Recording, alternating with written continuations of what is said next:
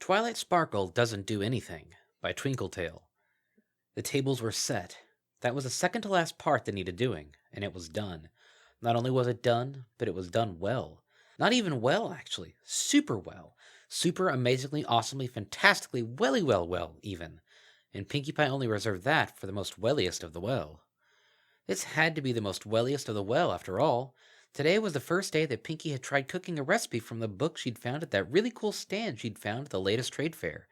It was the absolute coolest stand she'd ever seen there, full of really neat toys and trinkets and the like, and she knew when she found it that she had to get something from there. She'd nearly chosen a really cool bracelet that looked like a dragon, but then she stopped when she caught sight of an onyx tiara. After that came the bat earrings, the horn-rimmed glasses, and the book of spells. She didn't even know why she looked at the book of spells. She wasn't a unicorn, as far as she knew. If she was, her horn was taking a super long time to grow in.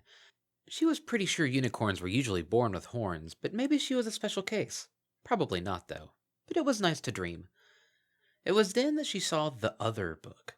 Not that the spell book wasn't cool, it totally was. But this book was even cooler than 10 of the other books combined. Though, to be fair, having 10 of the other books would have actually made it less cool because it wouldn't be unique. But the point still stood that this book was the coolest by far. It was a cookbook, which automatically made it that much more important to her. It was pink, which was especially cool because she could have sworn it wasn't pink when she saw it from further away. And it had so many cool words all over it. She'd never even seen that many apostrophes in a single word before. She thought she did one time, but it turned out she'd accidentally just spilled chocolate sprinkles on the book she'd been reading. Needless to say, Pinkie went home with that book. The weirdest thing was that the pony barely wanted anything for it. All she asked for was a rutabaga. Pinkie knew that her insistence on always carrying a rutabaga around would come in handy one day.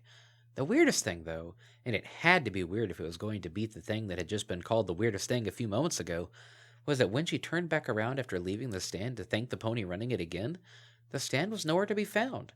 It probably wasn't a problem, though. Some ponies just cleaned up really fast.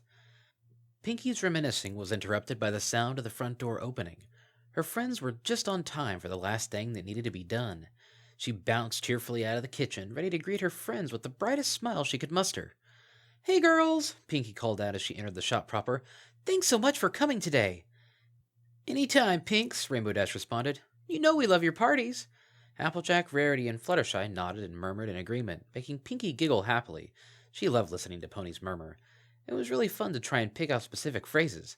One time she could have sworn she heard Minuet say something about bananas, and that it was really funny because nobody else was even talking about bananas. She hadn't even seen Minuet eat a banana in months. That Minuet really was a card. "So what's the big project today, Pinkie Pie?" Applejack asked. "Your invitation said something about some big thing you needed us for?" "Yeah-huh," Pinkie said, nodding quickly. "I found this amazing cookbook and I wanted to make calzones from it, and the recipe said it needed 5 ponies to complete it." "5 ponies?" Verity asked. "What kind of recipe requires 5 ponies?" "It does sound a little odd," Fluttershy chimed in. "It sounds really odd," Pinkie corrected, "and that's why I wanted to make them. Come on to the kitchen. We're ready for the final step." With that, she turned tail and bounced cheerfully towards the kitchen, humming the whole way. The other 4 looked at each other uncomfortably. After a few moments, they finally decided to follow, Rainbow leading the way. The sight in the kitchen was not at all what any of the 4 had expected to see.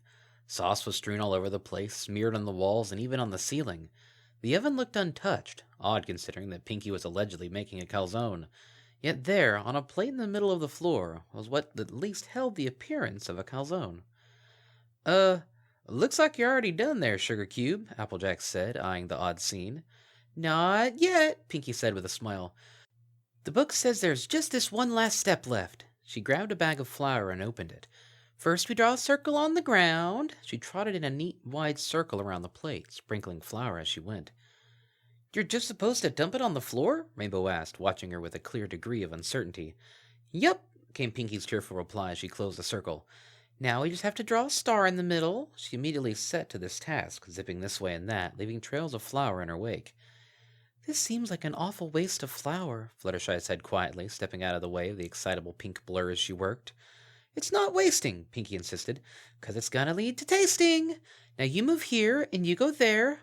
Fluttershy found herself hastily nudged towards one point of the star that Pinkie had made. Each of the others moved similarly. "Are you sure you read this recipe right?" Applejack asked. "This seems mighty odd." "Sure as sugar," Pinkie said.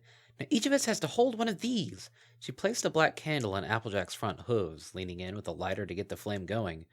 Rainbow, Rarity, and Fluttershy were each given one in turn, the last one left for Pinkie.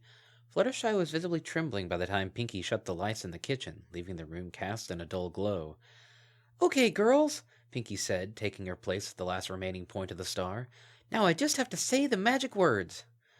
"Magic words?" Rainbow asked. She already looked unsure about all this, and the idea of Pinkie using any kind of magic only exacerbated that. "Yuppers," Pinkie responded, "and I've been practicing them so much I know them by heart." She took a breath, holding her candle close, and began to chant. "Yummy snack of dough and cheese, come to this land if you please. Beastliest treat to ever grace a pony's noggin. Pafui muflagen, kalzosis relay wanagel fatagen." The 5 ponies stood in silence, Pinkie's smiling face strongly contrasting the shocked looks on those of her friends. "What did she just say?" Applejack asked. However, no answer was able to be given as the ground started to rumble. All 5 ponies stared at the plate in the middle of the star as it began to shake violently. Maybe we should," Fluttershy began. No pony was really sure what word she was going for, but it was likely a synonym of leave, if not leave itself. Whatever it was interrupted by a loud growl from the shaking plate.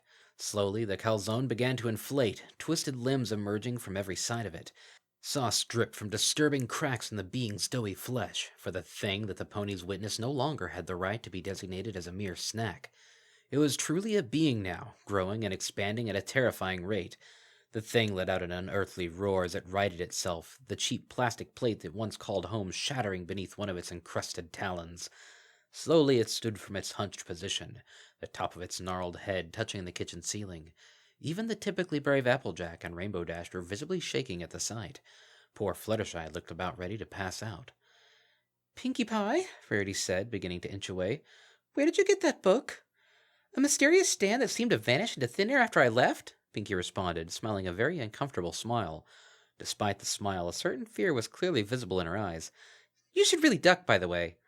Rarity had long since learned not to question Pinkie Pie when she said something like that, and quickly ducked just in time to avoid the swipe of a calorie-rich claw.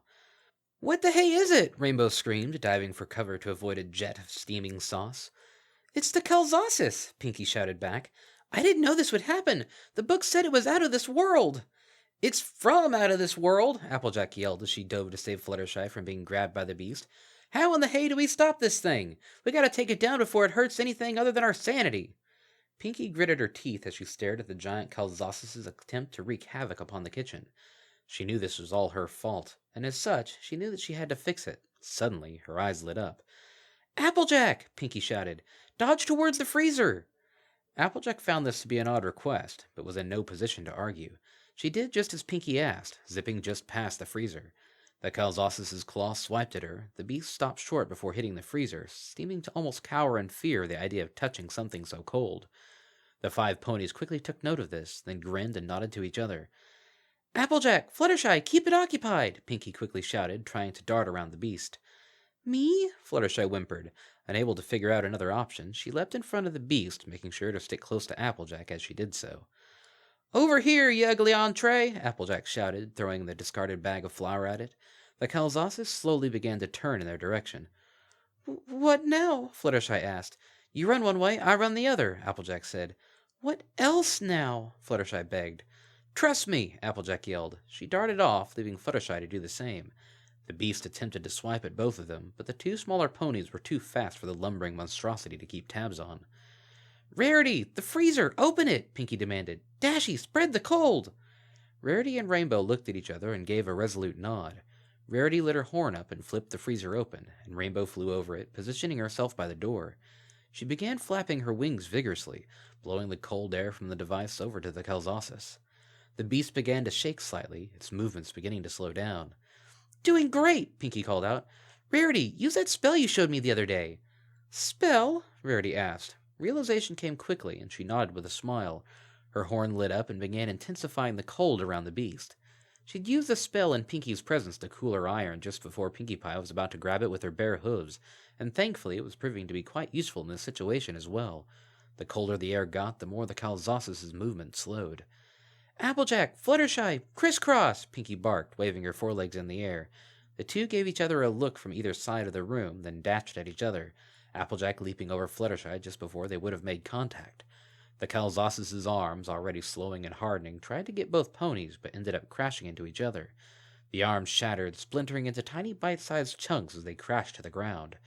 The monster's gaze, somehow appearing worried despite how indescript its features were, settled on Pinkie, who by this point had equipped herself with the biggest, most solid-looking cooking tray she could find. "Calzassus?" Pinkie asked sweetly. She didn't even wait for an answer, whether or not the creature could give one. "Chill out!" With a mighty leap, the pink party pony took to the air, raising the tray above her head before bringing it crashing down on the beast's head. The creature's crunchy cranium shattered instantly, chunks of cold sauce splattering onto the floor as the beast slumped to the ground, lifeless. The 5 ponies gathered together, staring over the defeated form of the monster. "Pinkie Pie?" Applejack said. "Yes, Applejack?" Pinkie asked. "You're going to throw that book out, right?" "Yes, Applejack." "Good." The 5 friends gathered together, feeling their fear subside, replaced with the satisfaction of felling a monstrous foe.